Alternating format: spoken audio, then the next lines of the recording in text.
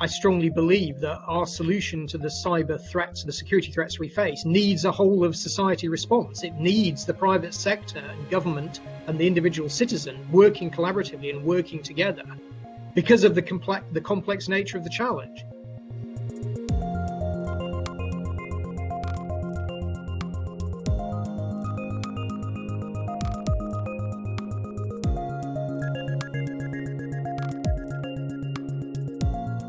Good day, everyone. Thank you for joining, and welcome to the new season of Teneo Insights. I'm Kevin Kajiwara, co-president of Teneo Political Risk Advisory here in New York City. I hope you all had the chance to enjoy at least a little bit of summer and that you were able to successfully dodge all of the myriad risks out there of COVID and wildfires and hurricanes and floods and all the rest of it. But today we're here to discuss another now very constant area of risk, and that is cybersecurity.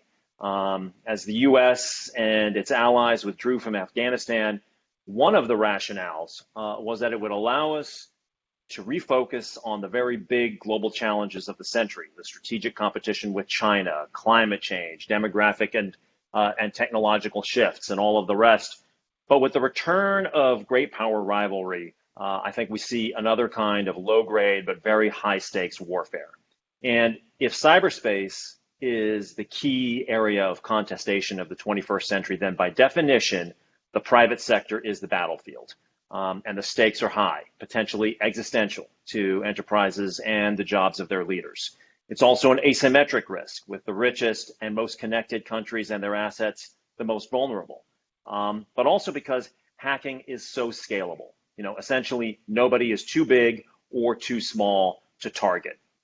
And in addition, countries via their security services are outsourcing effectively to private sector talent, not just for that arm's length deniability, but because by sponsoring but not micromanaging these hackers, countries force multiply their sophistication and strength, and also become more unpredictable for security agencies to defend against. The bottom line, though, is that while we all fear the so-called cyber Pearl Harbor, the new normal is one of small but constant attacks that, like 20th century espionage, is just a never-ending game to defend against. My guests today have spent their careers preparing for and dealing with these issues, and I'm happy to have them on. I'm happy to welcome back to the program Rhea Siers. She is a 30-plus year veteran of the U.S. intelligence community, and among her other positions, she was the Deputy Associate Director for Policy at the National Security Agency. She is a prolific writer on this subject and is the co-author of Cyber Warfare, Understanding the Law, Policy, and Technology. She's on the faculties of Johns Hopkins, George Washington University, and American University. She served as the Cyber Defense Strategy Executive at Bank of America, and she is a Senior Advisor to Teneo. Conrad Prince is the former Deputy Head and Director General for Operations at GCHQ, which is the United Kingdom's Signals Intelligence and Cybersecurity Agency. Subsequently, he was the Cybersecurity Ambassador for the UK government, and today he is a Distinguished Fellow and Senior Advisor on Cybersecurity at the Royal United Services Institute, which is the world's oldest and the UK's leading defense and security think tank. I'm happy to have him on the program for the first time. And actually, since you both represent the world's, or the Western world's, premier signals intelligence agencies, or represented, I should say, perhaps it would help our audience to kind of set the stage. It might help them understand what differentiates these two agencies and their two missions, because correct me if I'm wrong, but they're governed by different statutory and legal constructs that define how they can operate and that restricts how they can operate. So, Rhea, you're the lawyer here. Maybe you can explain a little bit of that difference for our audience and what's significant about that. Well, I'll start with the American side with NSA, and I'll yield to Conrad on GCHQ's authorities. But NSA was always set up to be a foreign intelligence agency. In other words, we were targeting outward, overseas, and those were our primary targets. This is, of course, a complicated business when you're talking about cyber and other modes of communication, because as most of you know, especially in cybersecurity, we have a lot of hosts of internet addresses that may be stateside. So it does get complicated, although over time, I think we've created a regime legally, regulatorily, and just through practice to deal with that. But there are issues, and since we are coming up to the anniversary of 9/11, it's very much on my mind, I think, is the fact that we learned a lot of hard lessons from 9/11 in terms of the sharing of information, who we could share with. One thing that does not happen in the United States is that law enforcement does not task NSA. NSA's tasking comes from both the Department of Defense as a combat support agency, and also, of course, from the Director of National Intelligence as we prioritize intelligence. The question is, how do you share information legally and usefully while doing all that? There are models, there are changes, but I think as everyone remembers, there's great sensitivity to what are honestly significant surveillance powers, and the need that many people see, understandably, to protect their privacy. So balancing all that out, both in terms of authorities and practice, and also understanding the way criminal law in the United States works in terms of needing warrants to do surveillance, makes this a very contained and sometimes very complex set of powers and authorities. So then, Conrad, in contrast, how is the GCHQ set up in the UK? Thank you very much, and thanks for having me today. It's great to be here. I mean, there are similarities and there are some differences. I mean, GCHQ is an independent agency, one of the 3 intelligence and security agencies. In the UK, it's not a part of our Ministry of Defence or anything like that, so we don't have that sort of complexity of being part of DoD. It has, like NSA, it has both the intelligence collection mission and what we now call the cybersecurity mission. And that's expressed through the National Cybersecurity Centre, which is part of GCHQ. And critically also, it's a key partner in our new National Cyber Force, which is how the UK conducts offensive cyber operations, which I guess we'll come on to in a moment. There's a very strict legal framework surrounding what we do. There's a lot of oversight of what GCHQ does. But I think in general, my experience is we have a relatively simpler framework than was my experience of working very closely, as I did, with our fantastic US colleagues. It's much easier for us to share material information within government. We've got very close operational relationships with law enforcement, for example, as well as with our armed forces. And so that's kind of the framework in which we are able to operate. So some similarities, some differences, and a strongly highly regulated system and framework for our operations. So Rhea, you made the point at the beginning that the NSA was set up as a foreign intelligence service, and you kind of brought up this pending anniversary of 9/11. And one of the things we all remember, in the aftermath of that, was how the challenges that once the terrorists were inside the U.S., it was a troubled handoff. They lost track of them, and then the disaster occurred. So let's get real world here for a second. Is there an analogy there? Was the foreign or the outward facing orientation of the NSA, did that handicap the intelligence community's ability to detect solar winds? And correct me if I'm wrong, but the government really had no idea until commercial entities brought that issue to light, that essentially foreign malign actors had kind of gotten into the U.S. and then launched the attack from within. Well, first, I'm not sure we know whether or not NSA knows, because there hasn't been a lot of discussion for obvious reasons about it. The fact of the matter, I think, as you indicated in the introduction, is many of the intrusions these days, in this case, the supply side intrusion of software, comes in the private sector. And by the way, that's one of the reasons that there is a great deal of discussion right now on Capitol Hill on reporting requirements.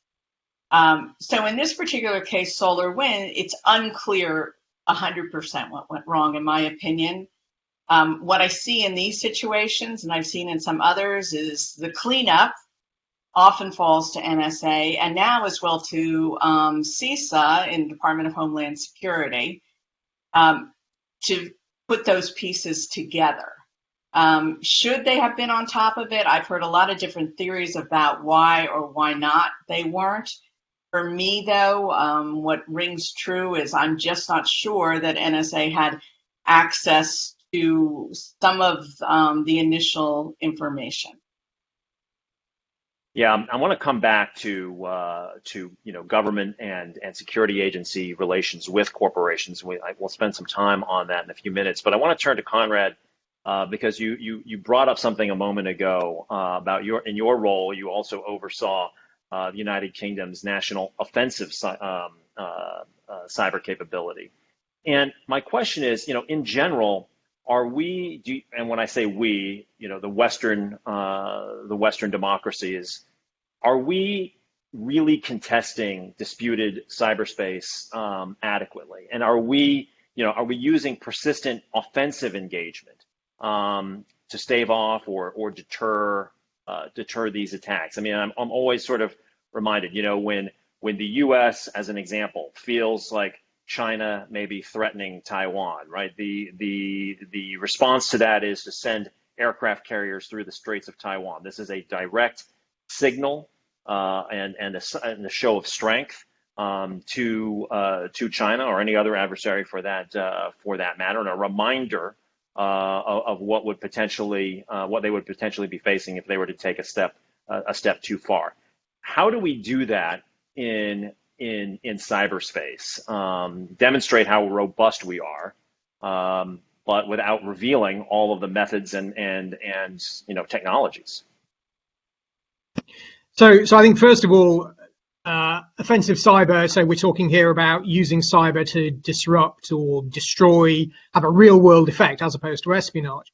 I think cyber is not great for signaling in the way you're describing it. And I think many academics who've looked at this and be fascinated in Rhea's views have concluded it's not a particularly good tool to signal because of all of the issues that you talked about, the essentially covert nature of it, the fact that it's not always clearly attributable and all the rest of it.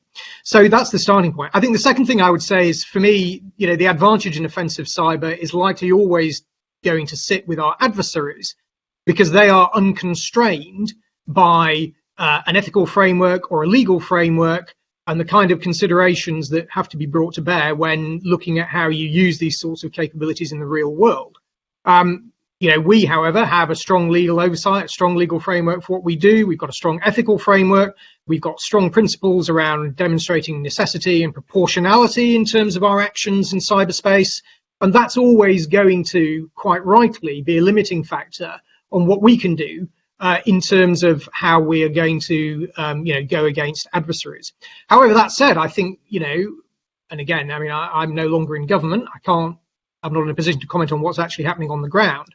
But clearly, we can see the potential for using these tools to disrupt those who would seek to do us harm in cyberspace. And I think, to me, from the point of view of Western democracies, that's probably the most useful application of these capabilities. This is not about turning the lights off in Moscow, in my view.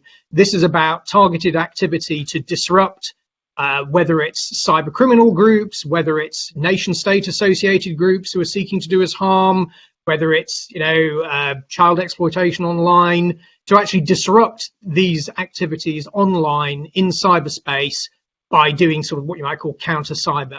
You can see the same way in which the potential of these tools to disrupt the ability of our adversaries to exercise command and control over the internet or communicate over the internet, whether which obviously is a key factor in counterterrorism.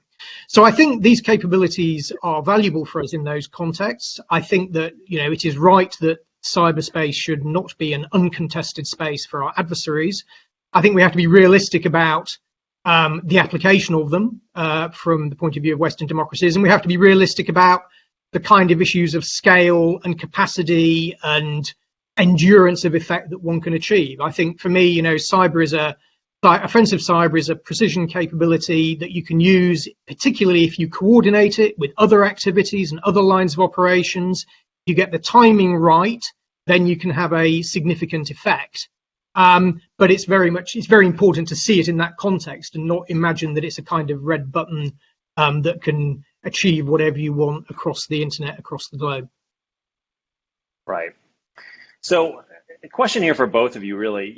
At the top of the call, I asserted that while no single hack is likely to upend the international order, but rather we're in this kind of period of seemingly omnipresent digital theft, digital spying, digital influencing, et cetera. I guess my question is, do you agree with that? And to the extent that you do, where do you see sort of right now and in this kind of immediate foreseeable future, where the biggest vulnerabilities are, particularly as it pertains to the private sector?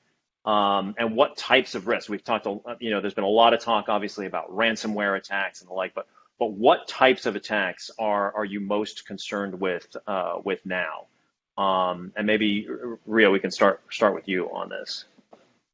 Well, I do agree with you. I've always kind of had a visceral reaction to the term Cyber 9/11, but we are experiencing this other impact, which is almost death by 100 cuts, especially to certain companies, and the amount of expense and resources that are needed to defend successfully.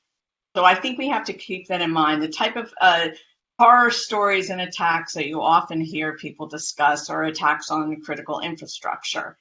The question is whether those are imminent or whether those are actually part of our adversary's short-term strategy. I don't believe that for most of our adversaries that's true, but we're always going to have some adversaries who really sit outside the international system, especially North Korea, for example. So given that, and good contingency planning demands that you're prepared for that. That sometimes makes it difficult to deal with all the other cuts that are going on. The disruption of business, the theft of intellectual property. Those are also national security issues. Those are economic security issues as well. So what I'm seeing in dealing on the private side now, certainly much more than I ever saw it on the government side, is an incredible improvement in targets, tactics, and procedures by cyber criminals. Now, once again, I have to qualify and say some cyber criminals seem to have remarkable connections with certain states, and we know many examples of them. They often start with Russia. But nevertheless, when I talk about cybercrime, I'm talking about that type of activity. And even though people probably feel they've heard an awful lot about ransomware, especially in the last 6 months, the reality is that is in the sector that has, in my opinion, expanded. And it's really through this offering of ransomware as a service, actually selling services that are connected to being able to shut down your business. This has really allowed criminals to create their own scalable business model. And so ransomware attacks are no longer only achievable by those with the means to undertake them. They can be undertaken by a great number of additional groups. That to me is a bit scary. You add to that the general tenacity and improvement in tactics, and then one further move. We've seen ransomware and certain criminal activity move from information technology, attacks on your data, trying to exfiltrate information, now to operational technology. That's what we saw in a sense, and I'll qualify it, in terms of Colonial Pipeline and JBS and others. And so add to that the fact that the criminals are also hardening their practices. In some ransomware cases, data was destroyed rather than encrypted, even after paying ransom. and others are engaged in dual extortion. So all those things and their secondary effects, like we saw in Colonial Pipeline, makes that the area for me at the moment that really concerns me, and just the sheer skill of the adversary is really actually something to behold. Yeah. Conrad? Yeah, so I agree with all that. I mean, I think for me, it's the scale and the boldness of the attacks that we're seeing, particularly over the last 12 months. I mean, if you look at the nation state attacks, so obviously SolarWinds, even more so, I would say the Microsoft Exchange server attack by China, I think affecting, was it 250,000 servers worldwide, done in a way that then enabled cyber criminals to piggyback on the back of the operation and exploit it themselves. So I think it's that boldness and scale. I think it's the targeting of tech companies, of the world's greatest tech companies, for these so-called supply chain attacks. So where attackers essentially go after a tech company and then get their malware through the regular updates that company provides to all of its companies. So it's how you can hit thousands of potential targets essentially through one entry point, and that those entry points are leading American tech companies. That's quite a matter of significant concern, I think. And the fact that nothing that the West has done to try and deter the activities of Russia or China over the last few years really seems to have had that much effect. I think also when we talk about states, I mean, we're seeing the bar of entry lowering. So you'll have seen the coverage of the NSO group, the Israeli espionage. This is espionage technology, the availability of that to all kinds of countries, really just for a price, and you can get some pretty sophisticated hacking capability. And then on the criminal side, I mean, exactly as Rhea said, I think part of it also is this thing of seeing some of these criminal groups moving into almost nation state territory in terms of their tradecraft, in terms of their capability. And so Kaseya, for example, another ransomware attack, is a supply chain attack using ransomware by criminals. So that sort of shift, as Rhea said, that increase in capability and ambition is very striking. And I think the other thing I would sort of reinforce really on the ransomware point is, what we're seeing, as Rhea said, is an operational impact on businesses. And this is through ransomware attacks on standard administrative IT. This is not kind of sophisticated, complicated attacks on, industrial control systems and all the rest of it. This is because inevitably businesses' operations are completely bound up with their administrative IT and how their administrative IT works.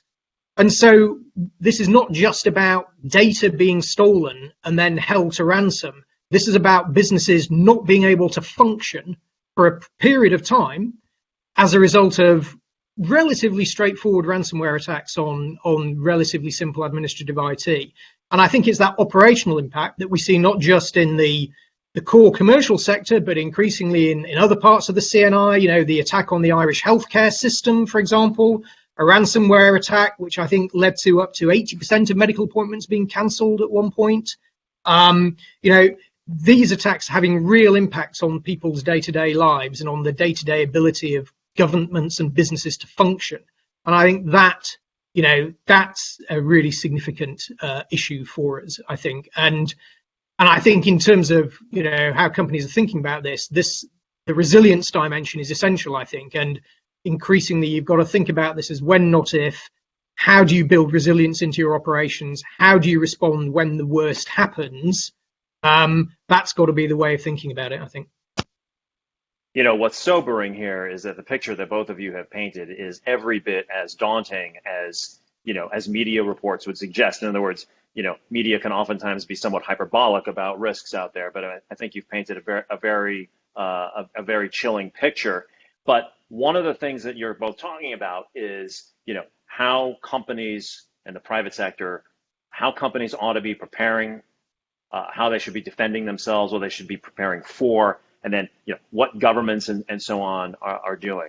But I'm wondering about collaboration on this front, because one of the things that we have seen over the last couple of years, with particularly in the wake of the pandemic, is with regards to the supply chain of physical product, whether it be semiconductors now or PPE at the beginning of the pandemic, or we see something like the blockage of the Suez Canal, or all of these, container ships that are trying to get into ports because of logistical challenges. The choke points of the global supply chain are incredibly narrow. We're reminded again and again. But those supply chains are company after company after company along the way, and country to country to country along the way. And so, and the interruption of that global supply chain is something that has profound, and we've seen it already, very discernible economic impact, whether it be China, the German auto industry, or products being sold in the U.S. How do we get, considering all of the actors that are defending, how do we get them coordinated on an international basis, or can we? Is it just sort of every man for himself? Rhea? I would say we're beyond the every man for himself stage. There are a great number of multilateral efforts to try to share and combine information and protect certain parts of critical infrastructure. I think you're always going to have to acknowledge that some people are not going to play by the rules, and we know who most of those countries are at this point. But I think the problem we have had is prioritizing. And I think within the US, the problem we have is it's been a tremendous challenge to figure out how the private and public sector are going to work together, and how far the US government can go to assist them in some of these things. And until we figure out those pieces, which I think is a prime goal of the current administration, at least hopefully it is, we're going to continue to have some of these issues over and over again. Because we just haven't, first, we haven't prioritized. Second, we move in and out of different norms, international norms created in terms of infrastructure and other things. And I think we follow the attack. Cyber traditionally has been very reactive.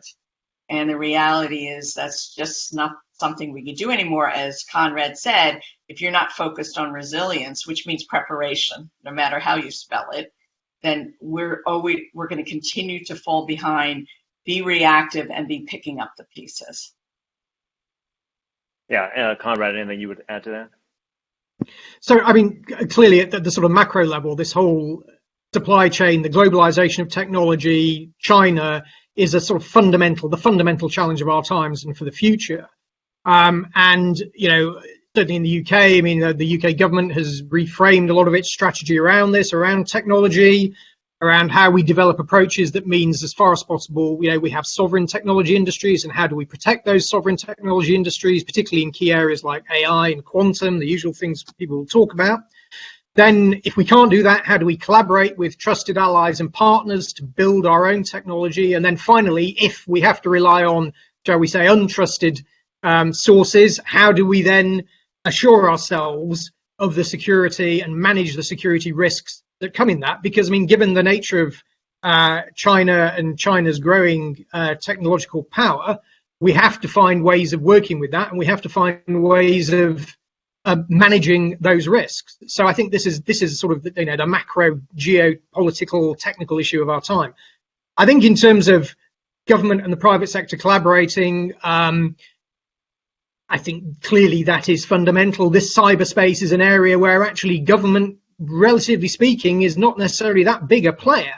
This is the realm of the private sector writ large, and government's levers of power and control are not necessarily that great. I mean, you've got regulation and things like that, but not hugely. So I think that collaboration is essential. I think in the UK, certainly we see some good examples of that, particularly in financial services, as you'd expect. So the areas that have been investing heavily in cyber for a long time, who have built up trusted relationships across the sector, who have built up trust with government. And so we've got good collaborative examples there that we can point to of government and the financial services sector working together on cyber challenges.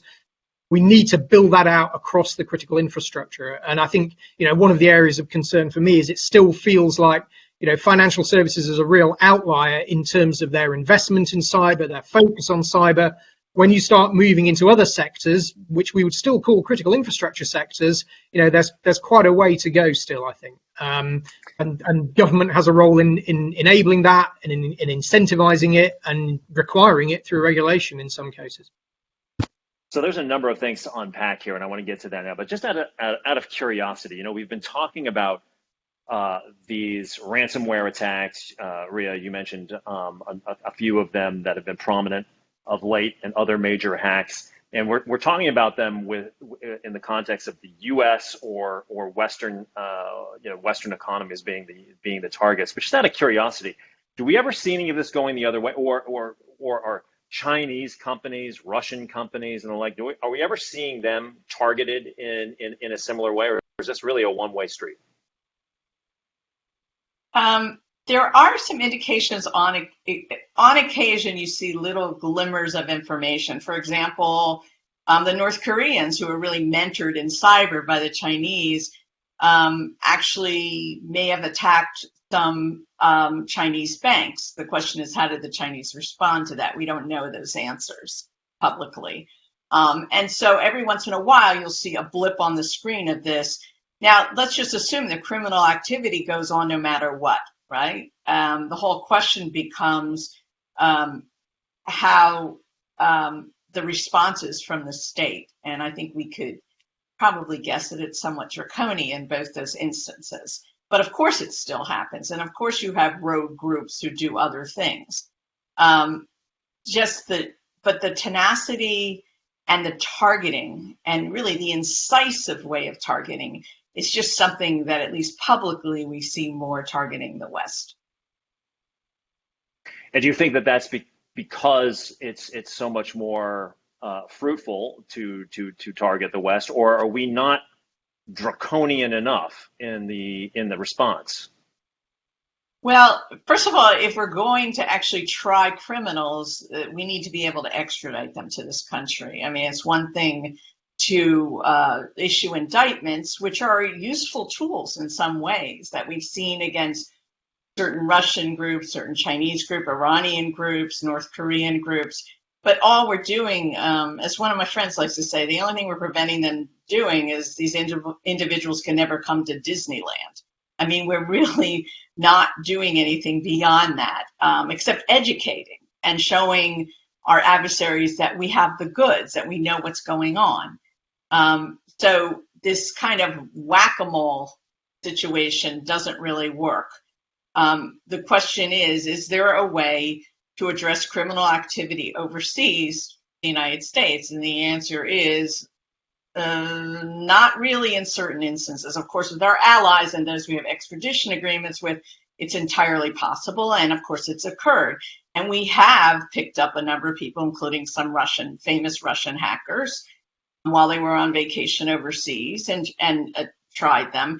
But again, what's going to be your emphasis? It has to be, I think they're calling it all of government response in the United States. So it's not just the Justice Department, but they're part of it as well. So I just don't think there's an easy answer. And draconian measures probably are not as important to the United States at this point as finding some way to maintain good standards in terms of even cyber basics at this point for some companies. So it becomes an area, what are you going to emphasize? To me, it's worth emphasizing our resilience and our defense. So I want to go back to this subject of government and corporate relations on this front. And Conrad, if I may try to paraphrase a little bit about what you were saying a minute ago, private companies essentially build the architecture of the digital world, and they generally facilitate that flow of data. So to some degree, the public authorities are kind of at the mercy of this outsized power. So talk a little bit more, if you could, about government and corporate relations on this front. Here in the U.S., we have seen President Biden's May executive order. We've seen the National Security Memorandum in July. But where are we getting on this front, either in the UK and to the extent you can talk about Europe more broadly, but also in the U.S.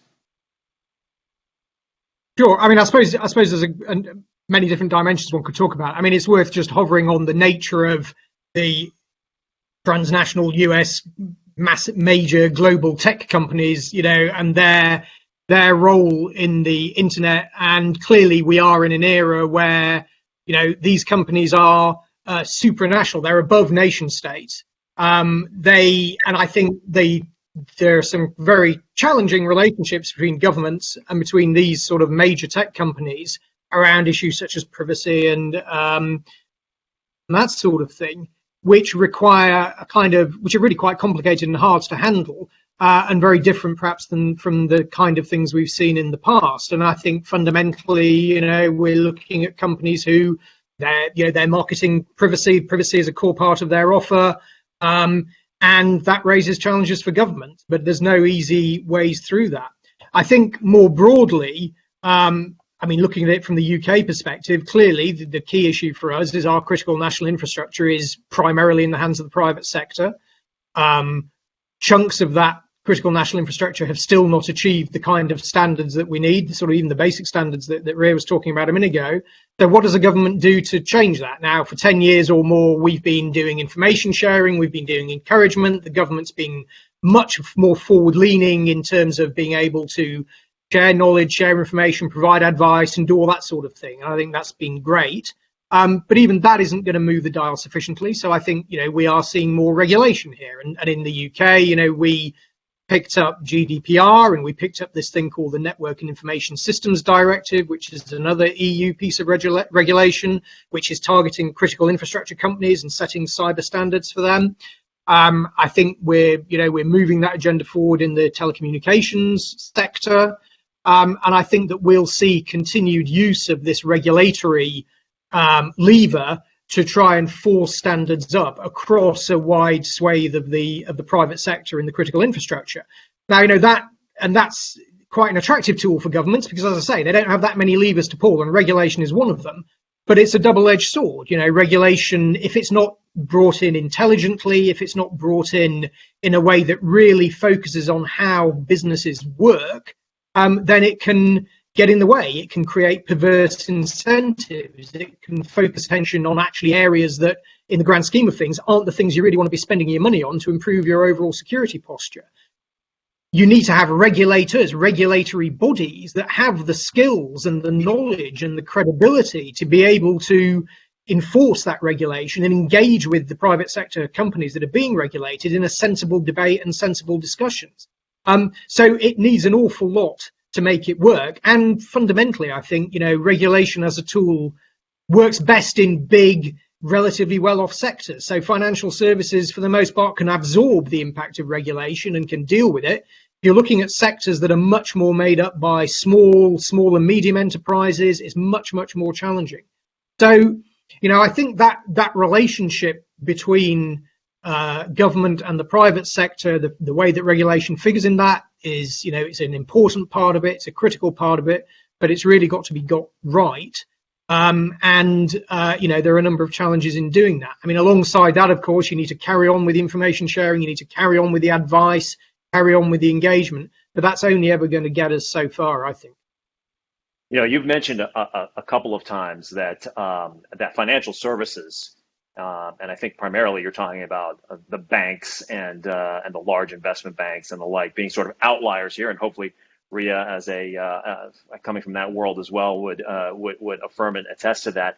But what happens when a sector like that starts to move beyond the traditional business? And I'm thinking right now of the ever increasing crypto element that's coming into finance, right?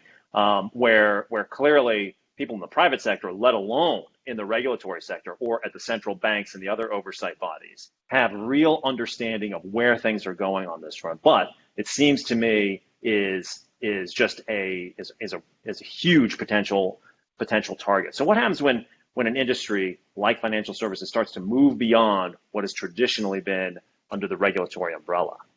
And how do we protect then? Or are we just dependent on them? Rhea? That's a really great question. I do think especially in the financial sector, there is an ability to expand that regulatory umbrella pretty well to some of the cryptocurrency and other of these new models of financial institutions that work so differently than banks. I think there's two keys here. One is whether we like it or not, we have to demonstrate that there are benefits and burdens to the regulations. What I mean is kind of a carrot and stick approach.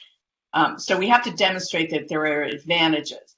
And that could include, of course, things like additional information coming from DHS or the information sharing groups that we've seen develop in the financial sector and other sectors. So I think that's one thing. And I do think there will be a huge push for regulation in the cryptocurrency arena, not just because we need regulation, but also because of the involvement of Bitcoin and other things in ransomware. So those things are going to converge, and they're going to have to be dealt with. But I think the key thing is that we have to demonstrate that basic standards, even the very most basic things in terms of cyber hygiene, are advantageous to these companies and their clients.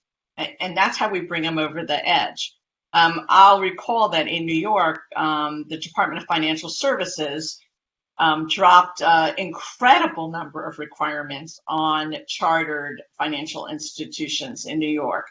It caused a huge response, and it wasn't particularly positive from companies. But the practices that they were pushing for, things like having a chief information security officer, mandating penetration testing, those practices, if they're encouraged properly, might work in that kind of framework. And I really think you have to speak in a united way from the federal government to say, here are our expectations of the behaviors that have to occur. And if they don't occur, this means we have to dig deeper in terms of regulation. And we already know what it's like to be a highly regulated industry from the rest of the financial sector. And, so I want to bring together two things that both you and Conrad brought up. So Conrad was talking about the regulatory toolkit that governments have, and that can be highly effective in some cases. Earlier, Rhea, you talked about how a lot of companies still need to do just the very basics of defending themselves. And I think we all thought it was quite the wake-up call. I know perhaps not all of the details are public out there, but the Colonial Pipeline supplying as much of the fuel needs of the East Coast as it does was sort of shockingly vulnerable in a way. But talk a little bit about this balance, because regulations can be good, powerful. It definitely defines the rules of the road to a certain degree, but there's a lot of bureaucracy there. And there is also, the regulators are then overseen by elected officials who oftentimes are not the most digitally literate in the world, as we have seen time and time again in congressional hearings, as an example.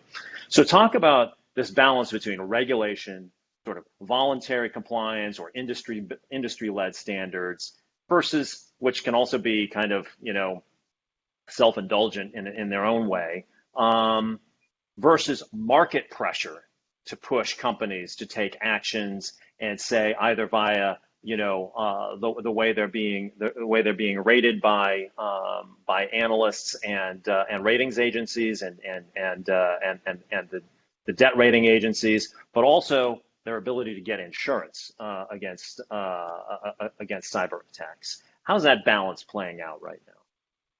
I actually think the cyber insurance industry has probably done more to bring companies to the right standard than maybe many other things.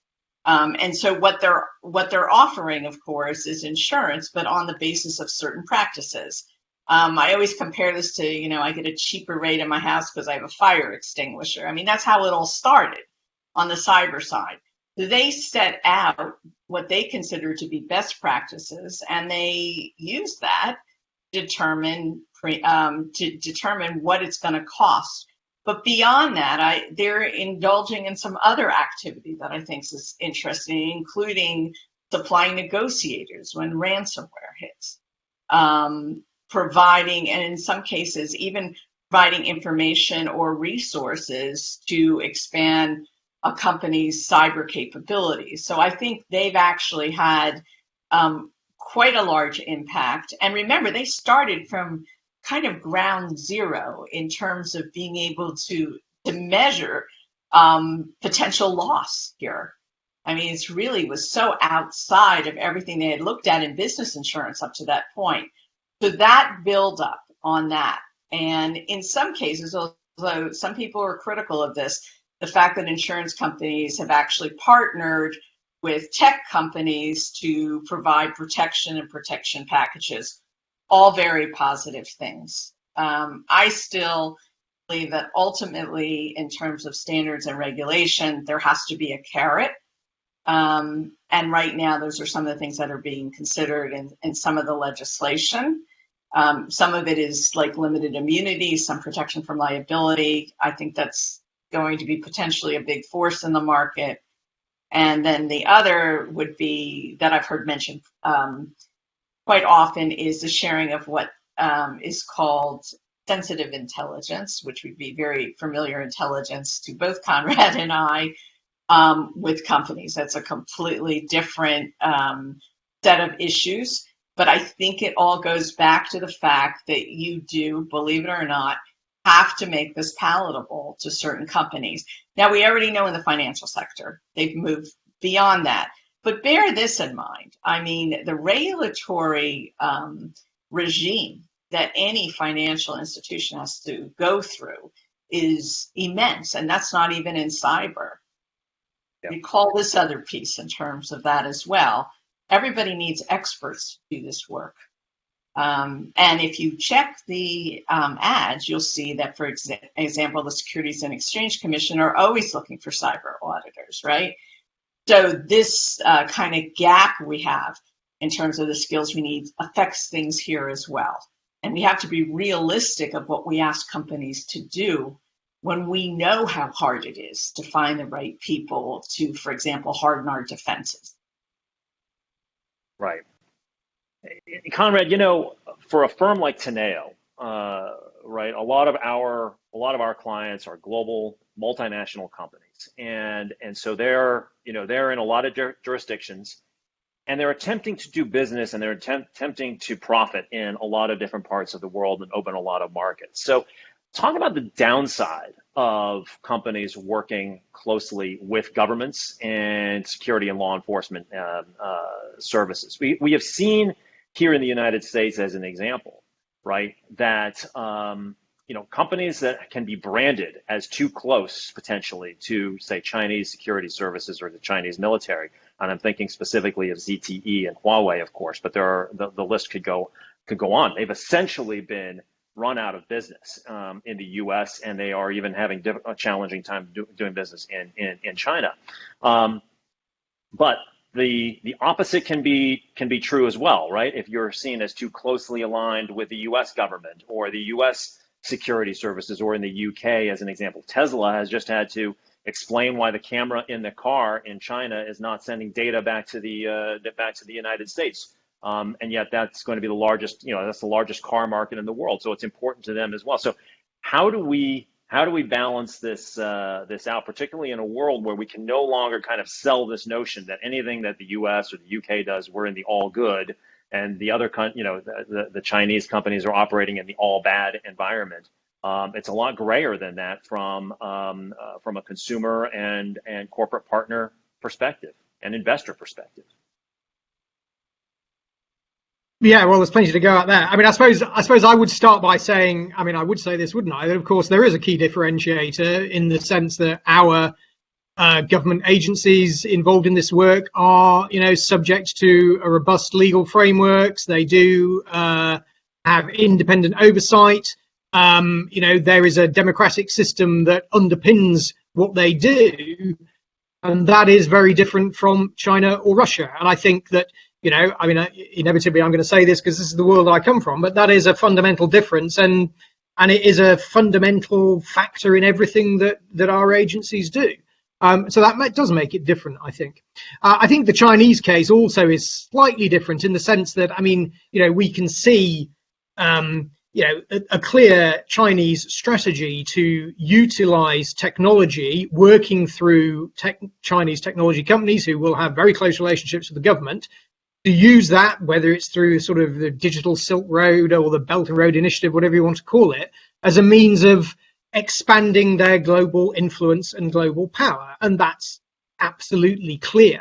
And that's not necessarily about, having backdoors in technology or anything like that. That's simply about the provision of technology infrastructure, communications infrastructure to countries across the world at a very, very cheap rate, that then gives you, China, as the country providing it, a great deal of influence and a great deal of control over what happens around all of that technology. So I think, that is very different from the environment we're looking at here, where, I suppose from my point of view, I would say it feels to me like the big tech companies feel quite distinct from government on the Western side. I think, as I was touching on earlier, the challenge is to make that collaboration work when the tech companies and our governments are coming from rather different starting points around some of these national security issues.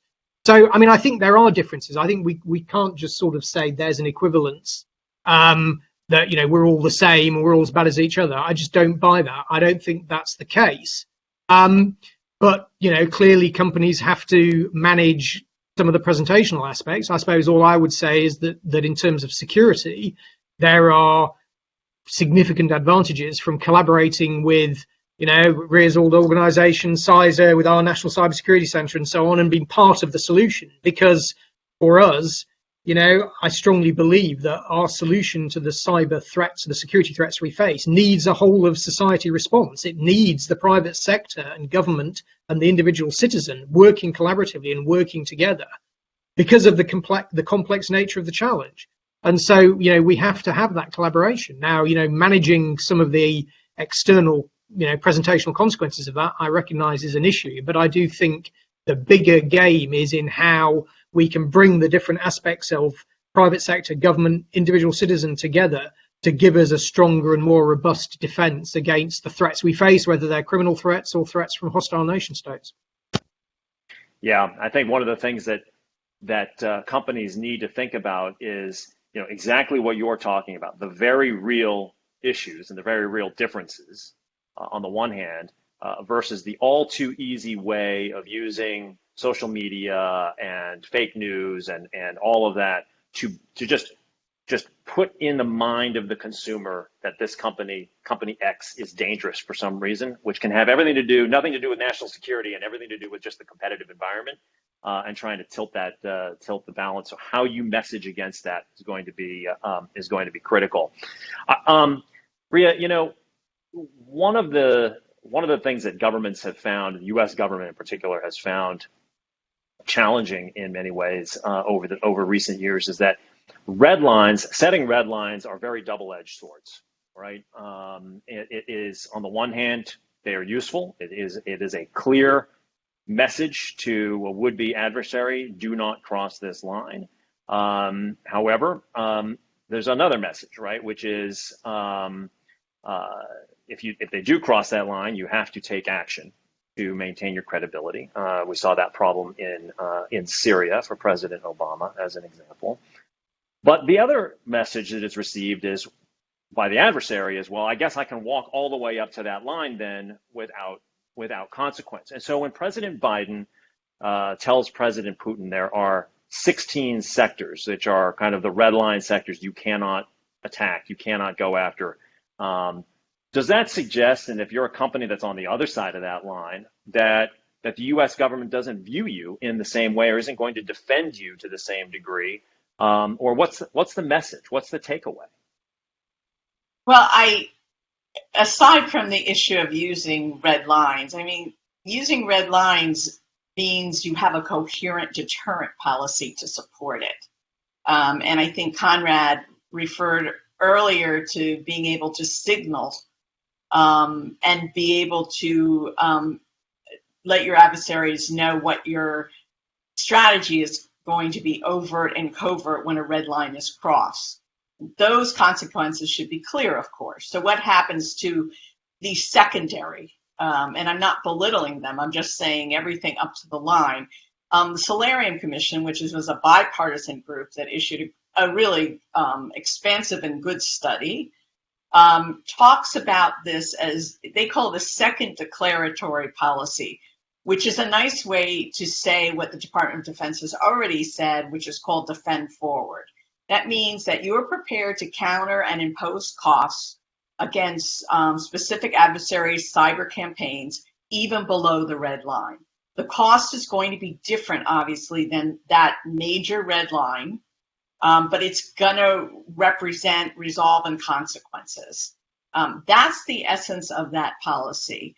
Part of the problem here is I don't think we publicly see when that occurs. We don't see when the US and its allies disrupt a significant disinformation campaign, until we hear about it later, of course.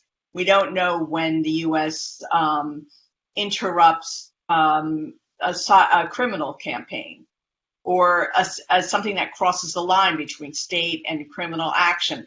We just don't always see that. Sometimes we see it in the end in the indictments, but we don't. So there's just not the cause and effect. The other problem there is, as you mentioned, we have 16 different sectors in our critical infrastructure, and we're loath to prioritize which one we're going to focus on, because we don't want to show that we're not focused on something else. The reality is our adversaries know where we're focused often, and sometimes we just have to kind of bite the bullet for that defend forward policy. It means we can't do everything, but we have to define what we can do and how far we can go as a national security matter to the private sector, so that they understand that the red line isn't the only border. And we have just a couple minutes left, so I want to ask you both a very quick question, if I could, which is, you both set out a lot of the risks that that companies are facing. We've acknowledged that there's a very diverse corporate base in both the U.S. and the UK. Big companies, small companies, internationally focused, more domestically focused, critical infrastructure, and not so critical. But in general, as you advise a lot of corporate clients, and let's just focus on the ones that are going to be more typical of the audience that's on here today, which is going to be large publicly listed companies for the most part.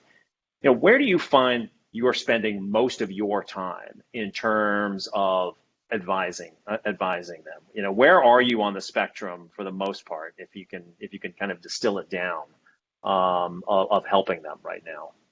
And I'll hand it to both of you. Maybe Rhea, we can start with you, and then Conrad, you can have the last word today. So quickly, what I see is a lot of these companies really do have so many things in line. We talked about the financial sector, and they have that. It's easy to get fatigue. I would almost call it resilience fatigue. You have to work on overcoming that. But the other piece that I think is problematic is the inability to speak across the enterprise in a language that everybody can understand.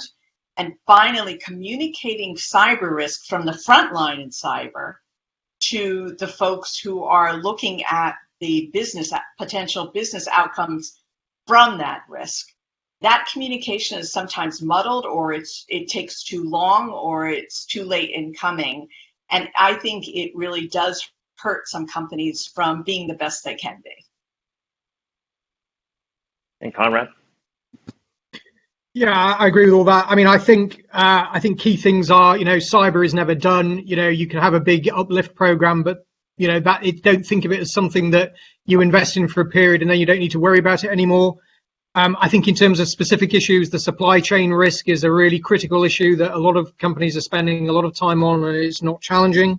I think within, looking more internally, there is a thing about, cyber. Everybody's got an accountability for cyber across a company, and it's getting it away from being something that's owned by a security organization or an IT organization, but mainstreaming that sense of ownership of the risk and accountability for the risk. And I think, and you've got companies developing new digital capabilities, doing a lot of DevOps work and so on. It's how do you build security? How do you build cyber into that work? So it's kind of the principle of security by design, designing security in from the ground floor.